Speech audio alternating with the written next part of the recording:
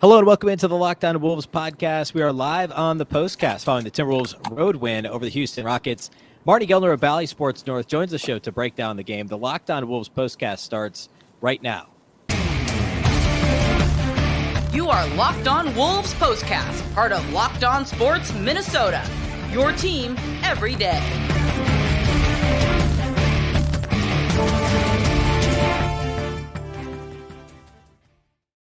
Hello and welcome to the Locked On Wolves podcast, part of the Locked On Podcast Network, your team every day. My name is Ben Beecken. I'm the host of Locked On Wolves.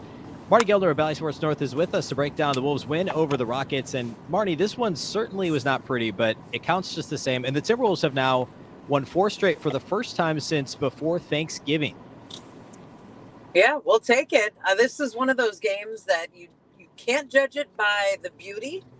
You judge it by the final result, because the Wolves did not play a good first half.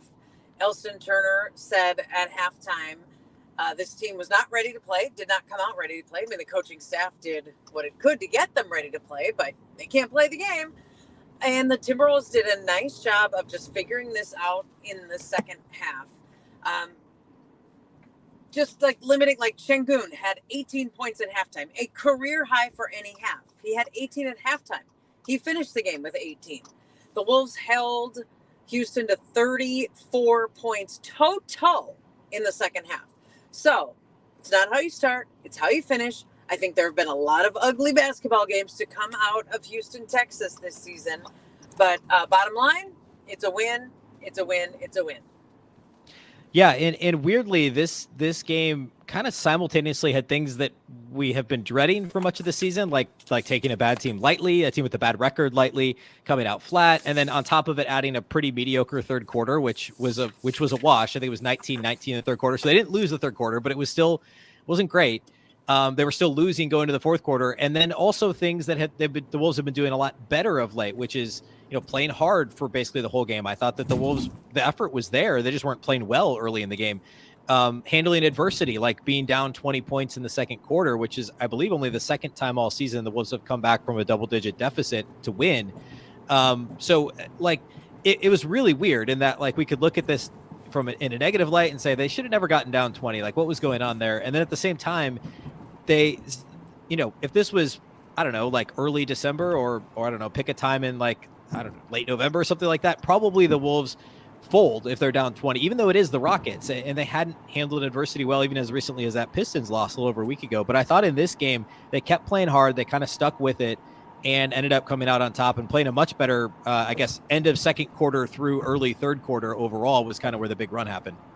Yeah, Chris Finch talked about sort of like finding that, turning that corner, whatever it was that got the team jump started, and he said it was basically finding 5 or 6 guys that wanted to defend and essentially wanted to played with energy, played with effort. It wasn't execution. It wasn't me and find guys who were hitting shots.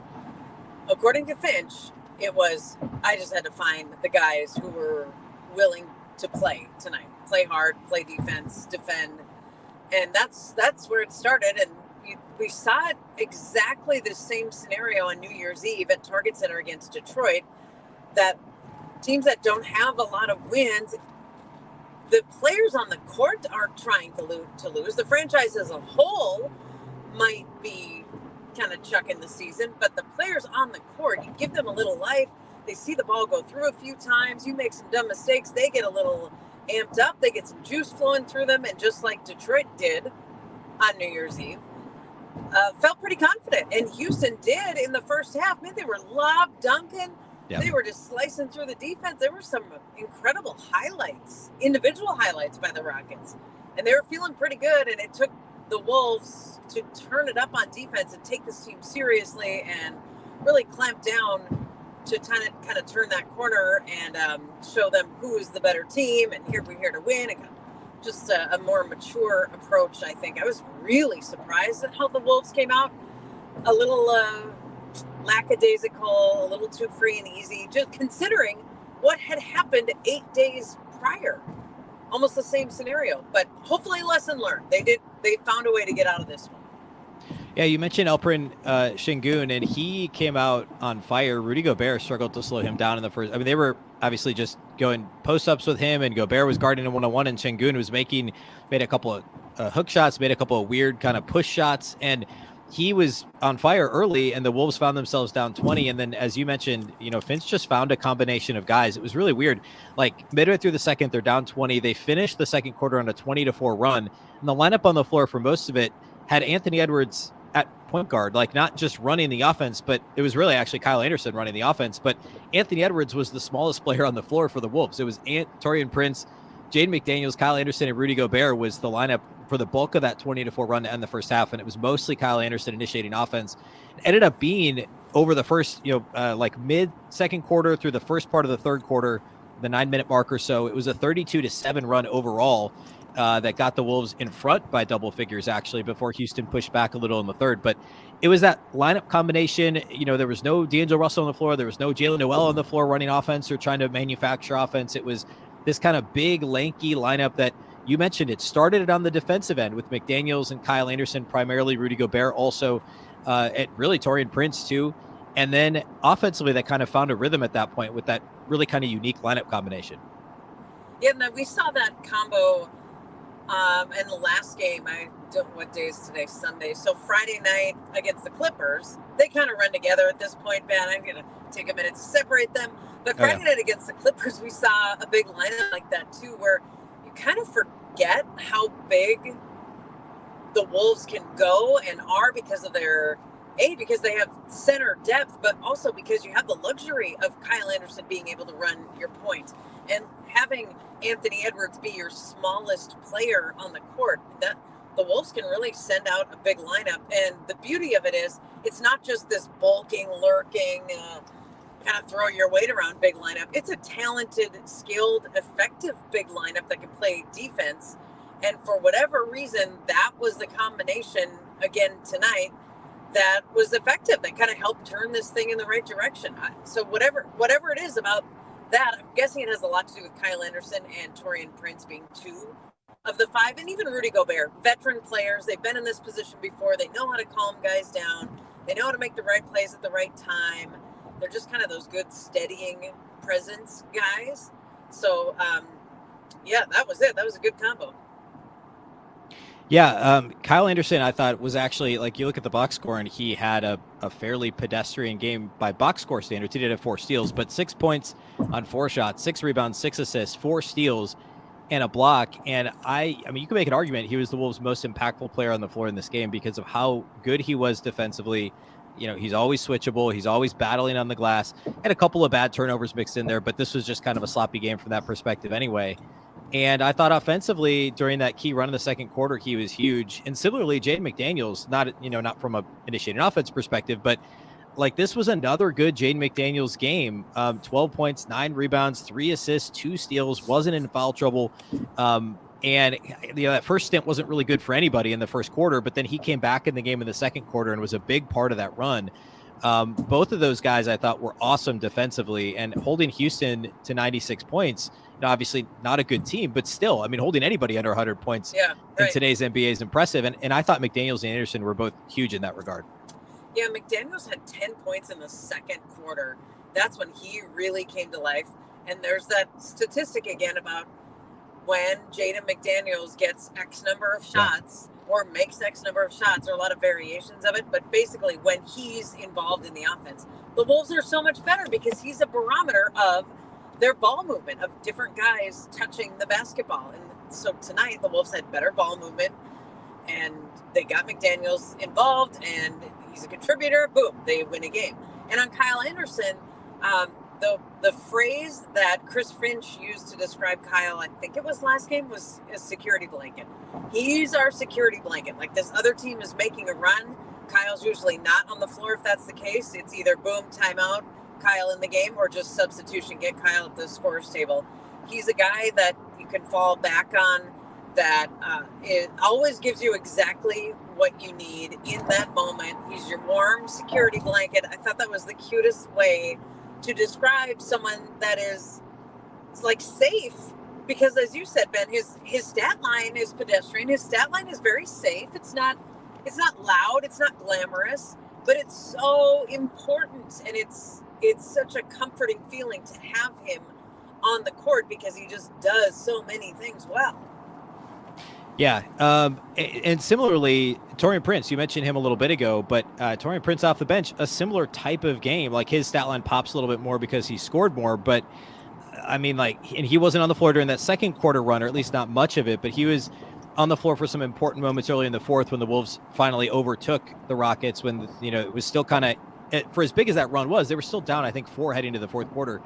And Prince finished with 14 points on 10 shots, hit a couple of big threes, 4 assists for him. Weirdly, he had no rebounds in 27 minutes, but he played really well and was a big part of the defense too, was active. So it was kind of this, the veteran duo of Anderson and Taurean Prince, and it was Jaden McDaniels kind of doing a little bit of everything. And yet it was still the top 2 leading scorers for the Wolves were D'Angelo Russell and Anthony Edwards, which is what you might expect. But it was those other guys, those veteran guys that really kind of keyed things. And then I guess we should mention Rudy Gobert. We talked a little about his defense, but he finished with 18 and 11, shot 8 of 12, had a couple of big dunks, and was active. Kind of got beat early in the game by Şengün quite a bit, but then as the game went on, he kind of asserted his dominance. And obviously the Rockets really had no real answer for Rudy Gobert when the Wolves did a good job of finding him offensively. But I thought this was a pretty good Rudy game overall too. Yeah, and it felt like one of those Rudy games where he was a bit of a security blanket for missed shots. Like he was around the rim to gobble things up and have put back dunks or just like kickouts or whatever. It just felt like he was there. He was around. He was lurking, especially on the offensive end. And he had his best game as a Timberwolf that Friday night win over the Clippers. And then to follow it up again with not otherworldly, but an important piece, an important part that was just kind of around throughout the entire game. I feel like that is very, very Rudy Gobert-ish and very important in the way that he plays the game, because it's not always going to get the ball fed to him. And so to be able to pick up rebounds and get points because your teammates miss shots, that's a huge lift for a team. And it's very comforting to know that he can be there and gobble things up. I mean, he has the nickname Gobzilla for a reason. So I thought, yeah, it was another good Rudy Gobert game. Not great, not incredible, but very good and solid. Yeah, and it was a game where, like, especially early, the Rockets grabbed a ton of offensive rebounds. It was that same issue we've talked about over and over again. They actually finished with 12 offensive rebounds, but so much of that was early in the game. And Gobert himself finished with 4 offensive rebounds, which is more than any individual Rockets player. And so the Wolves ended up kind of chewing into that second chance points advantage as the game went on. But there were a few of those inopportune rebounds by the Rockets offensively that we see far too often with the Wolves. The one area I thought Minnesota did really well in, and it helped kind of combat some of the second chance points early in the game, was was free throws. And there were a couple quarters, I think it was actually the second quarter, the Wolves allowed the Rockets into the bonus really early, but then did a pretty good job of not fouling. Houston only had 15 free throw attempts in this game. The Timberwolves had 22, and they made 18 of them. So the Wolves did a great job of continually getting to the line, and it wasn't just one guy. In fact, nobody on the Timberwolves had more than 6 free throw attempts, but they made them when they got there, and they got there frequently. And that's something I think Minnesota, after starting the year, that was a big part of last year's team, right? Was getting to the line a lot. That hasn't happened quite as much this year, and a big part of that is Karl-Anthony Towns being out. But as the seasons wore on, I think Minnesota's gotten better and better at getting to the line, and that's been a big part of this 4-game winning streak. And I'm sure Anthony Edwards is a huge part of that, because we've talked about it on this show. Yep. That early in the season, he was much more of a volume 3-point shooter, settling and sometimes just trying to get his. And now in the last, since probably December 1st, or maybe since the Karl-Anthony Towns injury, which was not long before that, Anthony Edwards has been much more of a driver, initiating contact, creating contact, welcoming contact, going to the free throw line. So I would bet Ant's numbers and the Timberwolves team numbers in free throws match up pretty well. But that's been part of the game and part of the game plan and part of what the Wolves have done better lately. So Timberwolves win by 8. They pull out their 4th consecutive win. They have 2 consecutive off days now, and they go to Detroit to take on the same Pistons team that beat them just 8 days ago at Target Center. So they're in Detroit Wednesday night. This is 6 p.m. Central tip.